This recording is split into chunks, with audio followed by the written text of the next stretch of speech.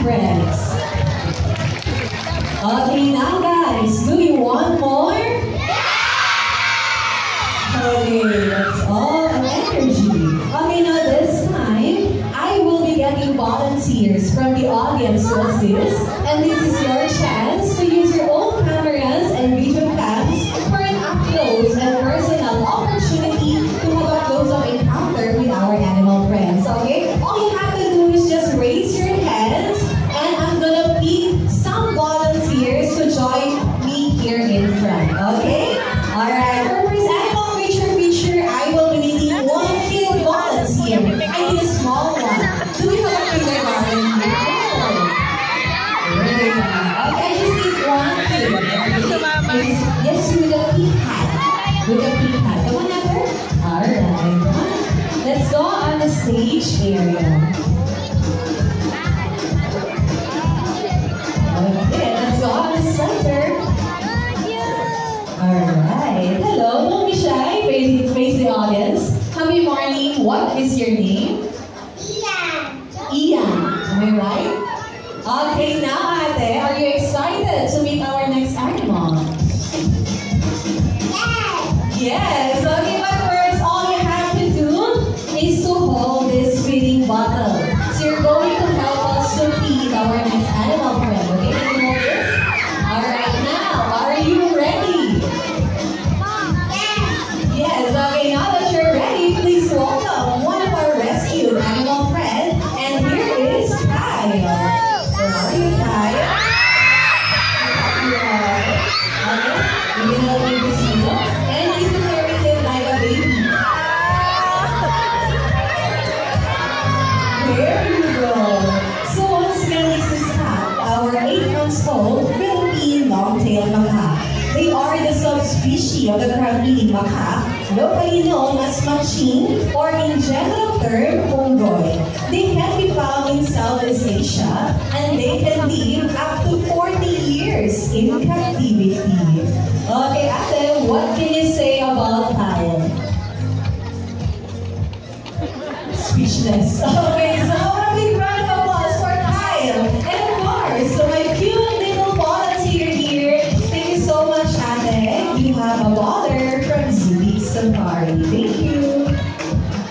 Alright, this time I will be needing 2 kids volunteer. Can I have one from that side? Can I have one from this side? Alright, just raise your hand. Let's do it with a hat. Okay, come on, please join me here.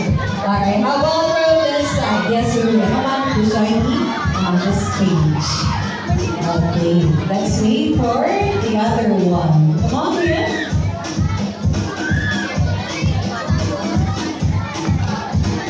Okay, there we go. Alright, let's go, kids. Let's go on the stage area. Alright, let's go here. We're gonna stay here on the left side and you stay on my right side. Okay, there you go. Hello, kids. Happy morning. What is your name? Rice. Rice. Okay, how about you? What is your name? Matthew po. Matthew. Okay, now kids, are you excited to meet our next animal? Yes. Yes, how about you, Rice? Are you excited? Yes. Yes, okay, but first, all you have to do is to wear these gloves on your left hand. And you, Kuya Mate, just stand still. We're going to put the next animal on your hand. Alright. Now, kids, are you ready? How about you, Matthew? Are you ready? Yes. Yes, okay, now that you're both ready, please welcome our feathered friends. And here are Zoom and Ella. Where are you guys? There you are.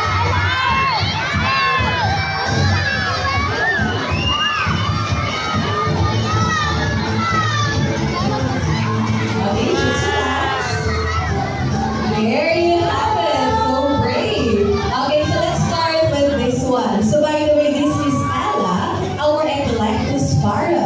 Did you know that Eclectospara has extreme sexual dimorphism, meaning males are totally different different from females. Male Eclectus parrot has bright green feather with yellow beak, while female Eclectus parrot, just like Ella, has bright red feather with black beak. And on my right, this is Zook, our Philippine Scops owl. They are the largest in the Scops family. And don't you know, guys, that an owl can rotate their neck up to 270 degrees without breaking blood vessels or tearing tendons. Okay, Kuya Bryce, what can you say about Zook? Yes. Yes. How about you, Matthew? What can you say about Ella? Yes. Okay, so how about a big round of applause for Ella and Zook, and of course, my kids volunteers. Thank you so much, kids. Alright, we have a water from Zubik Safari. Oops, careful. Alright, okay, this time I will be needing 2 kids volunteer, but I need a bigger kid this time. I need 1 kid from this side. I need a bigger kid. A teenager. Teenager. Anyone from this side? Sige, yes, si Kuya. Alright. How about from this side, on the upper part? Do we have a female teenager on this side? Yes, you are. You're raising your hand. Hey, come on, join me here. Alright, so let's wait for my volunteer. And while waiting for more updates and infos about Zubik Safari, you can also check our website at www.zumanitypayment.com. Or you can also like and follow our Facebook page, Zubik Safari. Okay, let's go on this side, guys. Just stay on my left side, and let's wait for her.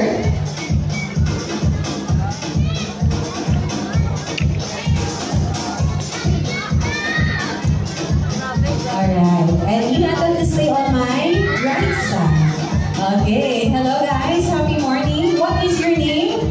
I am Christian Domingo, but you can call me CJ. CJ. Okay, hello there. How about you? What is your name? Liam. Liam. Okay, now guys, all you have to do is to put your palms up like this.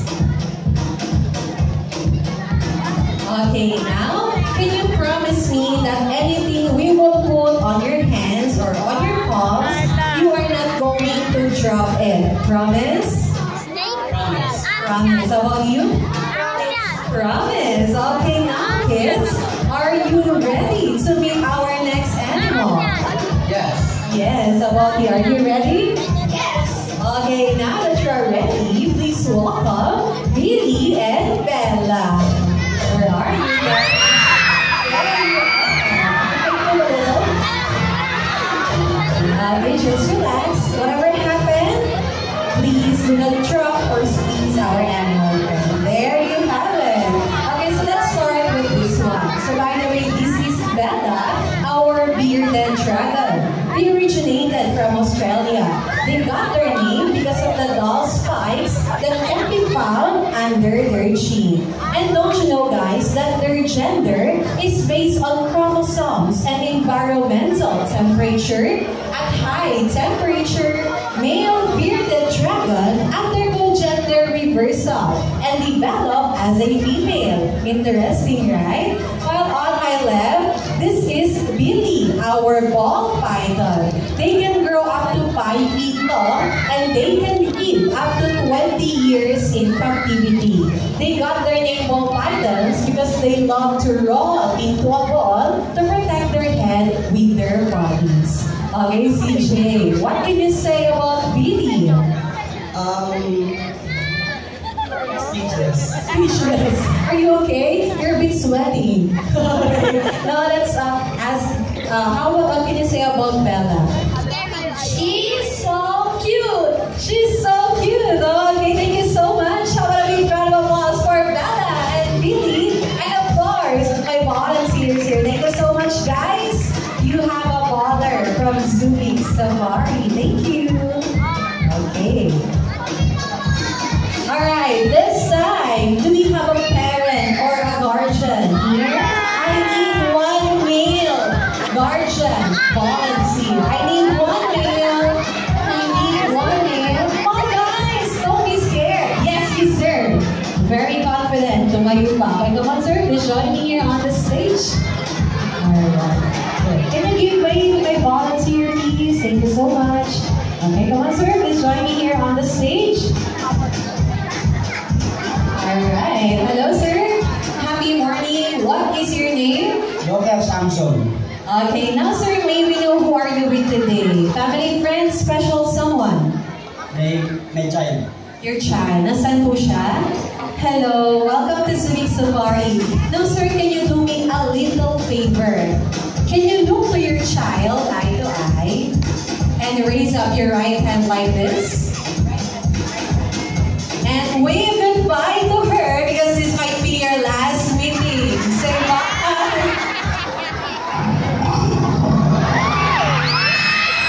Oh no, sir. I'm just kidding. But this time it's for you. Now, sir, are you ready? Yes. Okay, now that you're ready, please welcome all the way from the Subic Park. And here is Almond, our bear cat. Where are you, Almond? There you are. Okay, sir. All you have to do is to wear these gloves.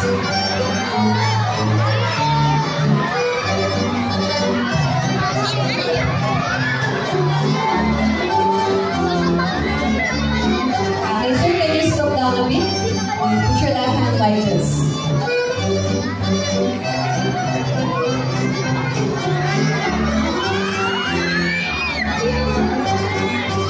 And you may now stand up slowly. Stand up slowly, just relax.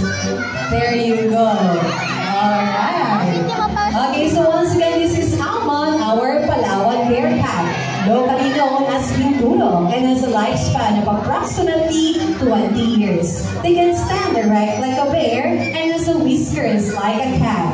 Thus the name bear cat. These animals are arboreal, meaning they spend most of their lifetime on trees. Unfortunately, they have been listed as vulnerable or in danger of extinction due to habitat loss and illegal poaching. So, to save this animal and let the next generation to still see this beautiful creature, let us help in the advocacy to stop illegal logging. But instead, let's start planting today. Will serve as their home for tomorrow.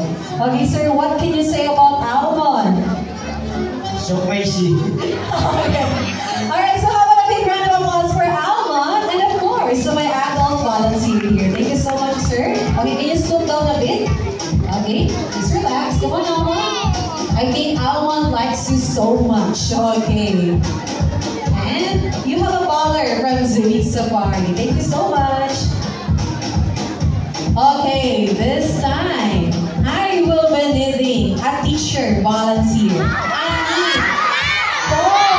Teacher volunteers. Do we have a teacher from this side? I need one from this side. Yes, sir. We're all pointing at you. Okay, come on. How about from this side? Yes, you have. You're raising your hand. And yes, you have. I need a teacher. A teacher have. Okay, come on. Just right here. Okay, I already have 3. How about another one? I need one. See the dog. They're all pointing at you. Come on, don't be shy. Kasi sir, nagkataas mo na kamay ka rin. Come on, let's make it 5. Come on. And ma'am, they're all pointing at you. Come on, you can do this. Don't worry, you're safe with us. 1, 2, 3, 4. Okay, guys. Alright. Okay, we have 5 teacher volunteers here. It's a surprise. You're gonna love this, I promise you. Okay. Come on, pictures. Okay, there you have it. Okay, please line up. Alright, so pictures, happy morning. Ma'am, what is your name? I'm Chutney Laves from grade 5. Grade 5, where are your students? Hello guys. Okay, how about you, ma'am? What is your name? Betty Basa po, grade 6. Grade 6 teacher, where are your students, ma'am? Okay, there. How about you, sir? What is your name? I'm Sir Charles from grade 6. Grade 6 also, where are your students? Ayun.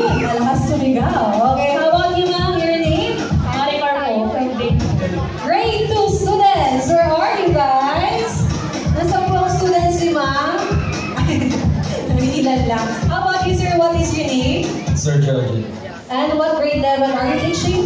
Grade 5. Grade 5, where are they? Okay, hello there guys. Okay, now teachers, you came up all the way here on the stage showing all your students that you are brave. Now, can you promise me that anything we will bring out during the show, you are not going to run and you are not going to drop the animal? Promise? Promise? Okay. Now volunteers, can you put your palms up or your hands like this? Okay. And then compress a bit. This is surprise. Okay, now volunteers, are you ready? How about the audience? Are you ready? Okay, now that you're all ready, please welcome all the way from the Serpents, are you? And here is Maxine. Where are you, Maxine? Okay, teachers, once again, whatever happened, please do not drop or squeeze our animal friends. Just relax. You're safe with us. Don't worry. There you have it. So once again, this is Maxine, our Burmese python. They can grow from 20 to 25 feet long and they can weigh 200 to 300 pounds. Pythons are not venomous, but they are constrictors. They make use of their powerful muscles to squeeze and overpower their prey. Okay, sir, you're not moving and you're sweating. How does it feel? Exciting. Okay, how about you, ma'am? Are you okay? What can you say about Maxine? Scary. Scary, don't be scared. Maxine is super friendly. How about you, sir? What happened? Can you touch Maxine? Okay, what can you say about Maxine? I can say what they say. So what was it, sir? Okay, how about you, ma'am? What can you say about Maxine? Wala akong masabi. Speechless. Okay, last but not the least, ma'am, you're holding near the head. What can you say about Maxine? Exciting. Exciting! Wow, is it your first time to touch an animal like this? Yes, on the movie only. But I think it's a great experience for you, right? Yes. Okay, here in Zubik Safari, and with that, volunteers, please join us as we talk about this environmental issue. Now, folks, that you have met some of our wonderful animal friends, now is the right time to talk about them. The reason why these animals are here is because they serve as the ambassador of their own species to the environment which make up their home. They are here for you to appreciate their beauty and the danger they face in their natural habitat. So in behalf of the Zubik Safari Management, we would like to remind you of your contribution to the environment, and that is to reduce, reuse, recycle, refuse, and respect.